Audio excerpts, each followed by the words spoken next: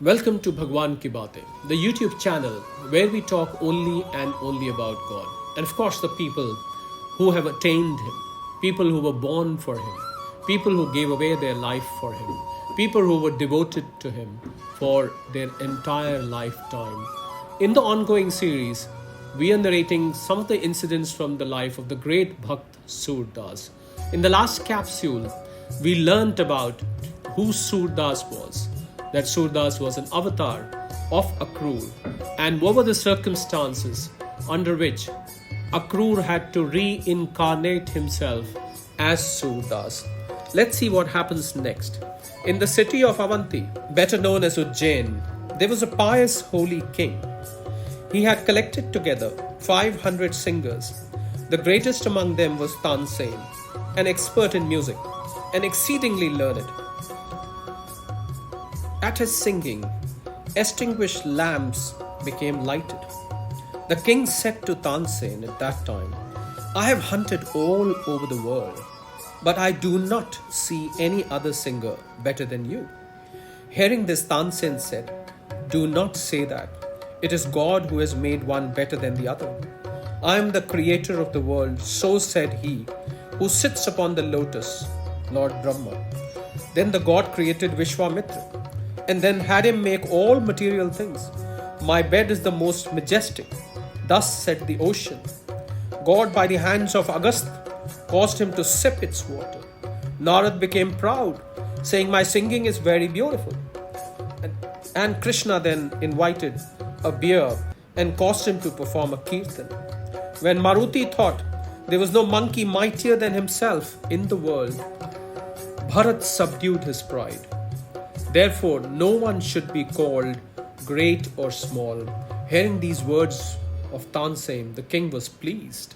The king said, "If there are any singers now greater than you are, tell me of them quickly." Tansen said to the king, "The greatest expert in singing is Surdas at Mathura, the avatar of Akrur." King said further to him, "How many ragas does Surdas sing?" Tansen brought a handful of sand from Bhagirathi river and said, "He knows as many as there are grains of sand in my hand." The king, hearing this, was surprised.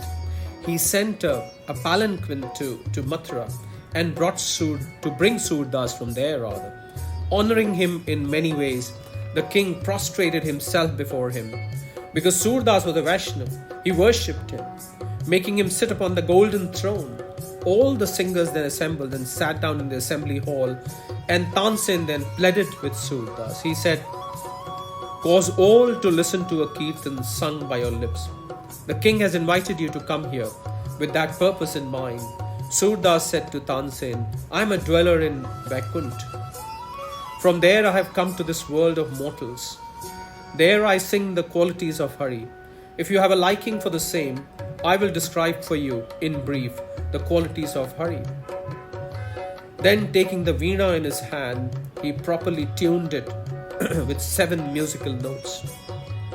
As Surdas was singing, Ganesh sounded the cymbals, and Saraswati, taking the veena, helped him in a sweet tone.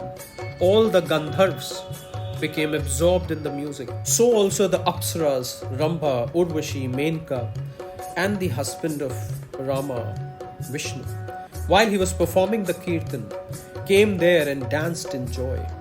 Even he whom the yogis, when sitting on iron spikes, are unable to bring into their contemplation, even he danced in Surdas kirtan. It was wonderful.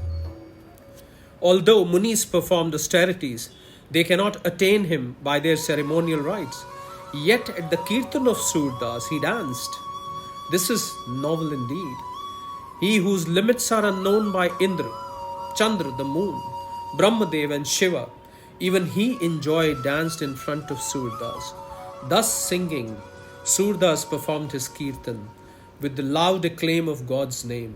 He described the good deeds performed in the avatarship of Krishna.